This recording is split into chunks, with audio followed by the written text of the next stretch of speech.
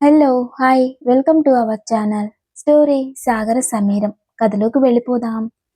Karan సమీని తీసుకెళ్లగానే car వెనుక హర్ష కొంత దూరం పరిగెడతాడు. కారు ఫాస్ట్‌గా వెళ్ళిపోవడంతో తిరిగి కింద పడి ఉన్న ఆర్యన్ దగ్గరికి వెళ్తాడు. సిద్ధు వచ్చేసరికి సమీని తీసుకెళ్ళిపోతారు. బాయ్! బాయ్! ఏమైంది బాయ్? లే బాయ్! అంటూ లేపుతున్నాడు సిద్ధు. ఎంత లేపినా ఆర్యన్ లేవడు. అప్పటికే అందరూ ఆర్యన్ చుట్టూ చేరతారు. ఏమైంది? బాయ్ ఎందుకు లేవట్లేదు? అని అడుగుతాడు సిద్ధు. ఆ కరణ్ ఆర్యన్‌కి ఏదో ఇంజెక్షన్ ఇచ్చి సమీని తీసుకెళ్ళాడు అని చెప్తారు. వాట్? బాబీని తీసుకెళ్ళాడా? ఇప్పుడెలా? బాబీకి డెలివరీ టైం దగ్గరకొచ్చింది అని ఆర్యన్‌ని హాస్పిటల్‌కి తీసుకెళ్ళమని చెప్పి సిద్ధు సమీని వెతకడానికి బయలుదేరతాడు. సిద్ధు ఉండు నేను వస్తాను అని హర్ష, సిద్ధు, టైగర్ అందరూ వెళ్తారు. ప్రభాకర్ వాళ్ళు ఆర్యన్ని హాస్పిటల్‌కి తీసుకెళ్తారు. సిద్ధు, టైగర్, హర్ష ముగ్గురు విసుగు విరామం లేకుండా కరణ్ ఎక్కడెక్కడ ఉండే ఛాన్స్ ఉందో అన్ని చోట్ల అంగుళం కూడా వదలకుండా వెతుకుతూనే ఉన్నారు. కానీ ఎక్కడా కూడా జాడ తెలియట్లేదు. వెళ్ళిన ప్రతి చోట వాడు దొరకలేదన్న కోపంతో అక్కడ ఉన్న వాళ్ళ మీద చూయిస్తూ వాడి స్థావరాలన్నీ నాశనం చేసేస్తున్నాడు సిద్ధు. టైం గడిచే కొద్దీ సిద్ధుకి, హర్షకి భయం వేస్తుంది. సమీ ప్రెగ్నెంట్. డెలివరీ టైం దగ్గరకొచ్చింది కూడా. ఎక్కడుందో, ఎలా ఉందో తెలియక అల్లల్లాడిపోతున్నారు. సార్, నేను వెతుకుతూ ఉంటాను సార్. మీరు ఒకసారి ఆర్యన్ సార్ దగ్గరికి వెళ్ళిరండి అంటాడు టైగర్. ఎలా వెళ్ళమంటావు బాయ్ దగ్గరికి? వెళ్ళగానే బాబీ ఏది అంటే నేనేం సమాధానం చెప్పను? చేతగాని వాడిలా బాబీని కనిపెట్టలేకపోయాను అని చెప్పనా? అని సిద్ధు బాధపడుతూ ఉంటాడు. హర్ష సిద్ధు భుజం మీద చెయ్యి వేసి బాధపడకు సిద్ధు, నాకు నమ్మకం ఉంది. సమీకి ఏం కాదు. ఒకసారి ఆర్యన్ కళ్ళు తెరిస్తే చాలు. సమీని వాడికి ఏ దిక్కును దాచినా కనిపెట్టేస్తాడు అంటాడు హర్ష. "ఉమ్" అని ఇద్దరూ కలిసి ఆర్యన్ దగ్గరికి వెళ్తారు. సిద్ధుని, హర్షని చూడగానే కవిత గబగబా వచ్చి బాబూ, సమీ దొరికిందా? ఎక్కడ ఉంది? ఎలా ఉంది? అని ఆతృతగా అడుగుతుంది. అందరూ వాళ్ళేం చెప్తారా అని ఆశగా చూస్తున్నారు. సిద్ధుకి కనబడలేదని చెప్పడానికి నోరు కూడా రావట్లేదు. బాధతో మౌనంగా తలదించుకుంటాడు. కవిత అక్కడే గోడకి జారబడి కూర్చుని తల బాదుకుని ఏడుస్తూ అయ్యో చిట్టి తల్లి, ఎక్కడున్నావు? అసలే నిండు చూలాలివి, ఎలా ఉన్నావో, ఆ రాక్షసుడు నిన్నెక్కడికి తీసుకెళ్లాడో అని ఏడుస్తూ ఉంటుంది. ఊరుకో కవిత, సమీకి ఏం కాదు అని ప్రభాకర్ సర్ది చెప్పబోతాడు. ఎలా అండి? ఎలా అండి ఊరుకోను? కడుపుతో ఉందని కూడా చూడకుండా తీసుకెళ్లిపోయారు. ఆర్యన్ చూస్తే ఇప్పుడప్పుడే కళ్ళు తెరిచేలా లేడు. నా బిడ్డను వాడు ఏం చేస్తాడో ఏమో అని ఏడుస్తూ ఉంటుంది. మంజుల, నీలిమ, సిరి కవితను పట్టుకొని వాళ్ళు కూడా ఏడుస్తూ ఉంటారు. సిద్ధు, ఏదో ఒకటి చేయరా, కడుపుతో ఉన్న సమీర ఎంత అవస్థపడుతుందో వెళ్ళి తీసుకురారా అని మంజులు కూడా ఏడుస్తూ అడుగుతుంది. డాడ్, బాయ్‌కి ఏమైంది డాడ్ అంటాడు సిద్ధు. ఏదో పవర్‌ఫుల్ డ్రగ్ వాడారట. 3 రోజులు ఆర్యన్ స్పృహలోకి రాడని డాక్టర్ గారు చెప్తున్నారు అంటాడు విజయేంద్ర. మరిప్పుడెలా డాడ్? నేను అన్ని చోట్ల వెతికాను డాడ్. ఎక్కడా చిన్న క్లూ కూడా వదల్లేదు. వాడు బాబీని ఎక్కడికి తీసుకెళ్లాడో నేను ఎంత ప్రయత్నించినా నా వల్ల కావట్లేదు డాడ్. బాయ్ కళ్ళు తెరిస్తేనే మనం ఏదో ఒకటి చేయగలం అంటాడు సిద్ధు. అంత టైం లేదు సిద్ధు. అక్కకి డెలివరీ టైం దగ్గరకొచ్చింది. ఎక్కువగా ఒత్తిడికి గురైతే ముందే పెయిన్స్ రావచ్చు. ఏమైనా కాంప్లికేషన్స్ వస్తే అక్కకు, బేబీకి ఇద్దరికీ ప్రాబ్లమే అని అంటుంది సంజు. సిద్ధు, ఇప్పుడు ఎలా? ఏం చెయ్యాలి? అని తనలో తాను టెన్షన్ పడుతూ ఆలోచిస్తూ ఉంటాడు. సిద్ధుకి కరణ్ వాళ్ళ అమ్మగారు గుర్తొస్తుంది. వెంటనే హర్ష, రా వెళ్దాం అని హడావుడి చేస్తాడు. ఎక్కడికి రా? అంటాడు విజయేంద్ర. డాడ్, ఆ కరణ్‌కి వాళ్ళ అమ్మ అంటే చాలా ఇష్టం డాడ్. ఆమె దగ్గరికి వెళ్ళి ట్రై చేస్తా. బాయ్ జాగ్రత్త. వీలైనంత త్వరగా స్పృహ వచ్చేటట్టు చేయమని డాక్టర్స్‌కి చెప్పండి అని హర్షని తీసుకుని వెళ్తాడు. సిద్ధు చాపర్ తీసుకుని టైగర్‌ని వెంట పెట్టుకొని కరణ్ వాళ్ళ అమ్మని ఉంచిన జైలుకు వెళ్తాడు. జైలర్ దగ్గరికెళ్ళి రేవతి పటేల్‌ని కలవాలని అడుగుతాడు. ఎప్పుడు పడితే అప్పుడు కలవడం కుదరదు సార్. విజిటింగ్ అవర్స్‌లో రండి. అప్పుడు కూడా ఆవిడ కలుస్తానంటేనే పంపిస్తాం అని చెప్తాడు. ఇప్పుడెలా సిద్ధు? అంటాడు హర్ష కంగారుగా. సెంట్రల్ మినిస్టర్ చేత జైలర్‌కి కాల్ చేయిస్తాడు సిద్ధు. జైలర్ దెబ్బకి సిద్ధు వాళ్ళ దగ్గరికి వచ్చి సార్, ఆవిడ్ని నిన్నే వాళ్ళ అబ్బాయి తీసుకొని వెళ్ళాడు అని చెప్తాడు. ఆ మాటలు వినగానే సిద్ధుకి మైండ్ బ్లాక్ అయిపోతుంది. ఇంత ప్లాన్డ్‌గా ఎక్కడికి తీసుకెళ్ళాడు అని అర్థం కావట్లేదు. టైగర్ సాబ్, ఏం టైగర్? వాడు ఈ దేశం వదిలి వెళ్తున్నాడేమో సార్. వాట్? హా సార్, సరే అన్ని ఎయిర్పోర్ట్లు చెక్ చేయించండి. ఒకవేళ ట్రైన్లో వెళ్తే అని రైల్వే స్టేషన్, బస్ స్టేషన్ అన్నీ వెతికించండి అని ఆర్యన్ దగ్గరికి వెళ్తాడు. ఏమైంది సిద్ధు, ఏమన్నా తెలిసిందా అని అడుగుతారు విజయేంద్ర. లేదు డాడ్ అని ఆర్యన్ దగ్గరికి వెళ్ళి చేయి పట్టుకొని కుదుపుతూ, బాయ్ లే బాయ్, ఒకే ఒక్కసారి లే బాయ్, నాకేం చేయాలో తెలియట్లేదు, బాబీకి ఏమవుతుందో అని భయం వేస్తుంది, ప్లీజ్ బాయ్ లే బాయ్, వాడు బాబీని దేశం దాటించి తీసుకెళ్ళిపోతున్నాడు, నాకు తెలుసు బాయ్ నువ్వు బాబీ లేకుండా ఉండలేవని, అందుకే లే బాయ్, ప్లీజ్ బాయ్, బేబీని తీసుకొద్దాం, లే బాయ్ అని ఏడుస్తాడు సిద్ధు.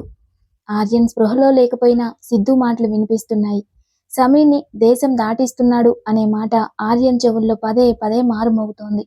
లేవాలని, కళ్ళు తెరవాలని ఎంతగానో ప్రయత్నిస్తాడు. కానీ వేలు కూడా కదపడానికి శరీరం సహకరించట్లేదు. కానీ తన శక్తి అంతటినీ కూడదీసుకుని అతి బలవంతంగా కళ్ళు తెరుస్తాడు. ఆర్యన్ కళ్ళు తెరవడం చూసి సిద్ధు డాక్టర్ని తీసుకొస్తాడు. డాక్టర్ చెక్ చేసి, నిజంగా ఇది చాలా గ్రేట్, ఈ డ్రగ్ తీసుకొని ఇంత తొందరగా లేవడం అని మీకు స్పృహ వచ్చింది, కానీ మీ మీద ఆ డ్రగ్ ఇంకా పనిచేస్తూనే ఉంటుంది, బాగా రెస్ట్ తీసుకోవాలి అని చెప్పి వెళ్ళిపోతాడు. ఆర్యన్ కళ్ళు మూతలు పడుతున్నా, లెగవడానికి బాడీ సహకరించకపోయినా అలాగే పెట్టిన సెలైన్ పీకేసి నుంచుంటాడు. కానీ తూలి పడబోతే సిద్ధు పట్టుకుంటాడు. సిద్ధు పద వెళ్దాం అంటాడు ఆర్యన్. హా బాయ్ అని ఆర్యన్ తీసుకుని వెళ్తాడు. ఆర్యన్కి పూర్తిగా మెలకువ రాలేదు. తానున్న కండిషన్లో తను బయటికి వెళ్ళడం మంచిది కాదని తెలిసినా సమీ కోసం అందరూ సైలెంట్గా ఉంటారు. ఒకవేళ వాళ్ళు ఆపినా ఆర్యన్ ఆగడన్న సంగతి అందరికీ తెలుసు. ఆర్యన్ కళ్ళు మూతలు పడుతుంటే బయటకు వచ్చి కూలింగ్ వాటర్ తీసుకుని మొహాన్ని కొట్టుకుంటాడు. వాటర్తో మొహమంతా కడుక్కొని మెలకువ తెచ్చుకోవడానికి ట్రై చేస్తాడు. కారులో కూర్చొని నా ఫోన్, ల్యాప్టాప్ అని అడుగుతాడు. టైగర్ ఆర్యన్కి ఇస్తాడు. ఆర్యన్ ఫోన్ ఓపెన్ చేసి చెక్ చేసి, టైగర్ చాపర్ రెడీ చేయి, అర్జెంటుగా వైజాగ్ వెళ్ళాలి అంటాడు. వైజాగ్ ఎందుకు బాయ్? బాబీ అంటాడు సిద్ధు. మీ బాబీ వైజాగ్ దగ్గరలో ఉంది, మనం వెళ్ళాలి అంటాడు. నీకెలా తెలుసు అని అడుగుతాడు హర్ష. జాను బాడీకి జేపీఎస్ ట్రాకర్ పెట్టాను, తను ఎక్కడ ఉన్నా నాకు తెలిసిపోతుంది. రేయ్ కరణ్, నా జానుని తీసుకెళ్తావురా? వస్తున్నాన్రా, నీ అంతు చూడకపోతే నా పేరు సాగర్ ఆర్యన్ వర్మనే కాదు అనుకుంటాడు. కరణ్ ఒక రూమ్లోకి వెళ్తాడు. డోర్ తీసి చూసి షాక్ అవుతాడు. లోపల సమీ హాయిగా కూర్చొని చికెన్ బిర్యానీ తింటూ ఉంటుంది. ఏమాత్రం భయం లేకుండా, ఏమాత్రం బాధ లేకుండా తన మొహంలో తింటూ ఉంటుంది. గుడ్, నువ్వు తెలివైన దానివే అంటాడు కరణ్. ఓ, ఆ విషయం నాకు తెలుసులే, ఇంతకీ ఎందుకొచ్చావో చెప్పు అంటుంది సమీ. నువ్వేడుస్తూ కూర్చున్నావేమో, తిన్నావో లేదో, అసలే కడుపుతో ఉన్నావు కదా, అందుకే చూద్దామని వచ్చా. నువ్వేమో శుభ్రంగా తింటున్నావు, నీకు అసలు భయం వేయట్లేదా అంటాడు కరణ్. భయమా? నాకా? ఎందుకు? ఏం జరుగుతుందో నాకు తెలిసినప్పుడు నేనెందుకు భయపడాలి అంటుంది సమీ. అంటే నేనేం చేయబోతున్నానో నీకు తెలుసా అంటాడు ఆశ్చర్యంగా. నువ్వేం చేయబోతున్నావో నాకెలా తెలుస్తుంది అంటుంది సమీ. మరి అంటాడు కరణ్. మా ఆయన గురించి చెప్తున్నాను అంటుంది సమీ. కరణ్ నవ్వుతూ, వాడి మీద నీకు చాలా ఎక్స్పెక్టేషన్స్ ఉన్నట్టున్నాయి అంటాడు. ఉండవా మరి? తనేం చేయగలడో నీకు ఆల్రెడీ తెలుసు కదా, ఇంకా నన్నెందుకు అడుగుతున్నావు అంటుంది సమీ. ఒకసారి దెబ్బతీసినంత మాత్రాన వాడేదో గొప్పని అనుకుంటున్నట్టున్నావు.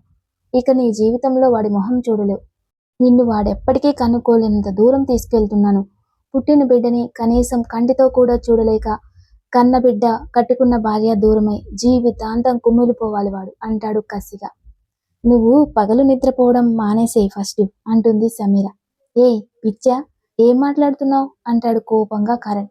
పిచ్చి నాకు కాదు, నీకే, అందుకే పగటి కలలు కంటున్నావు. అవెప్పటికీ నిజం అవ్వు, ఆయన నన్ను వెతుక్కుంటూ ఖచ్చితంగా వస్తారు అంటుంది పొగరుగా. ఎంత పొగరు, నీకు మాటల్లో కూడా చూపిస్తున్నావు పొగరు. వాడికి ఇచ్చింది చాలా పవర్ఫుల్ డ్రగ్, కనీసం 4 రోజులు వాడు కళ్ళు కూడా తెరవలేడు. వాడు లేచి నీకోసం రావడానికి అసలు నువ్వెక్కడున్నావో వాడికి తెలియాలి కదా. నేను ఎక్కడికి తీసుకెళ్తానో వాడు కొంచెం కూడా ఊహించలేడు. అందుకే పెట్టింది తిని హాయిగా పడుకో. ఇక నుండి మనం ఉండబోయే కొత్త ప్రపంచానికి నువ్వు నా భార్యగా, వాడి బిడ్డ నా బిడ్డగా పరిచయం అవుతారు అంటాడు. నువ్వు మరీ ఎక్కువగా ఊహించుకుంటున్నావు కరణ్. అయినా ఇంకొకళ్ళ బిడ్డని నీ బిడ్డ అని చెప్పుకుంటూ అంటున్నావు, నీకు సిగ్గులేదు? నువ్వు పాతాళంలో దాచిన నన్ను తన బిడ్డని సాగర్ తీసుకెళ్తారు అని తన కడుపు మీద చేయి వేసి నిమురుతూ, కన్నా నువ్వేం ఇరిటేట్ అవ్వకు, మీ నాన్న నువ్వు భూమి మీదకి వచ్చేసరికి నీ కళ్ళెదుడు ఉంటాడు. నాకు తెలుసు అంటుంది కరణ్ని ఉరిమి చూస్తూ. సమీర్ని చూసి వెటకారంగా నవ్వి వెళ్ళి తలుపు లాక్ చేస్తాడు కరణ్. కరణ్ వెళ్ళిపోగానే సమీర, సాగర్ ఎక్కడున్నావు? తొందరగా రా. నాకు తెలుసు నువ్వు ఈ పాటికే నా కోసం బయలుదేరి ఉంటావని. నీకు దూరంగా ఇక్కడ ఉండడం నాకు అస్సలు నచ్చలేదు. పొట్ట మీద చేయి పెట్టి నేను బేబీ నీ కోసం ఎంతగానో ఎదురు చూస్తున్నాం. లవ్ యూ సాగర్ అనుకుంటూ ఉంటుంది. ఆర్యన్ చాపర్ ఎక్కి కూర్చోగానే మనసులో జాను సారీ బంగారం, నువ్వు అస్సలు కంగారు పడకు. నేను వచ్చేస్తున్నా, నిన్ను తీసుకెళ్ళిపోతాను. ఇక ఎవరి నీడ నిన్ను కల్లో కూడా తాకనివ్వను. It's my promise. రే కరణ్, నువ్వు కొరివితో తలగొక్కున్నావురా, ఇక తగలబడిపోవడమే అనుకుంటాడు ఆర్యన్. ఆర్యన్ వాళ్ళు వైజాగ్లో ల్యాండ్ అవుతారు. ఆర్యన్, టైగర్, ఇక్కడ మన బ్యాచ్ ఎవరైనా ఉన్నారా? ఉన్నారు బాయ్. మసూర్ది వైజాగ్. ఓ సరే, ఎంతమంది ఉంటే అంతమందిని రమ్మను, స్పాట్ క్యాష్ ఇద్దాం. క్విక్ అంటాడు ఆర్యన్. పోలీసులకు ఇన్ఫార్మ్ చేస్తే అని అడుగుతాడు హర్ష. పోలీసులు వస్తున్నారని వాడికి ఏమాత్రం అనుమానం వచ్చినా వాడు సమీని బతకనివ్వడు. ఎవరో వచ్చి ఏదో చేసేదాకా నేను ఆగలేను. నా జాను నాకు ముఖ్యం. టైగర్, అందరినీ వెంటనే రమ్మను అంటాడు ఆర్యన్. అలాగే బాయ్ అంటాడు టైగర్. కరణ్ వాళ్ళు ఉండే గెస్ట్ హౌస్కి బయలుదేరుతారు. కరణ్ ఈ దేశం వదిలేయడానికి షిప్ ఎక్కడానికి రెడీ అవుతున్నాడు. కరణ్ సమీర ఉన్న గది ఓపెన్ చేసి సమీర పద అంటాడు.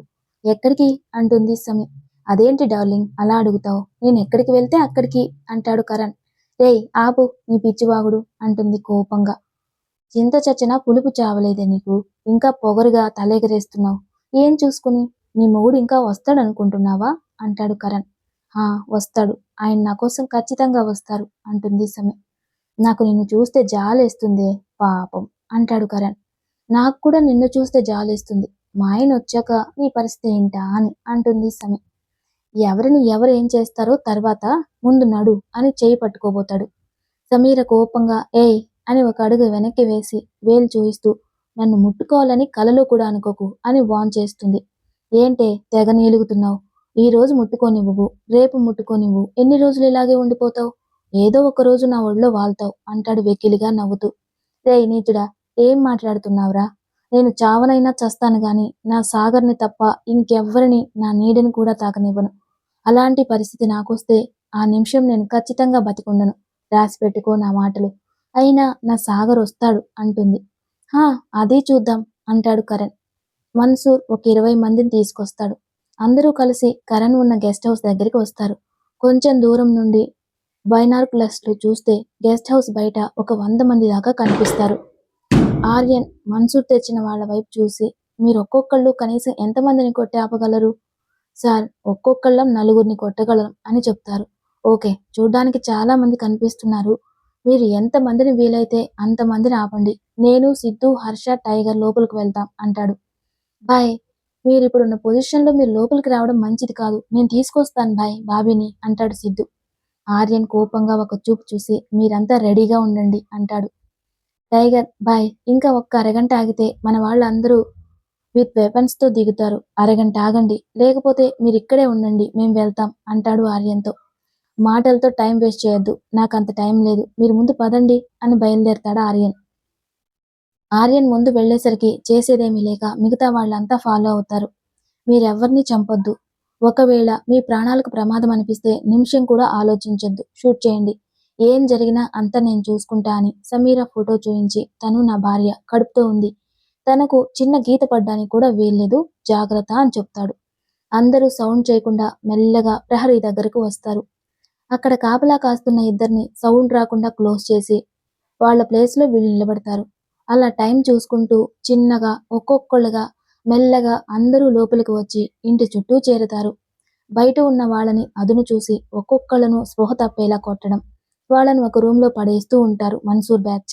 ఆర్యన్, సిద్ధు, హర్ష, టైగర్ 4గురు లోపలికి వెళ్తారు.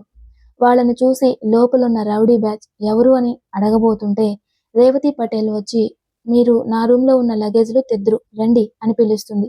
వాళ్ళు మనవాళ్లే అనుకుని వాళ్ళు వెళ్ళిపోతారు. వాళ్ళు వెళ్ళగానే రేవతి 4గురిని తన గదిలోకి తీసుకెళ్లి, సమీర పైన రూమ్లో ఉందని తొందరగా తీసుకెళ్లమని, లేకపోతే కరణ్ దేశం దాటిస్తాడని చెప్తుంది. సిద్ధు, అమ్మా మీ రూమ్ని మేము కొంచెం యూజ్ చేసుకోవచ్చా అని అడుగుతాడు. చేసుకోండి బాబు అంటుంది.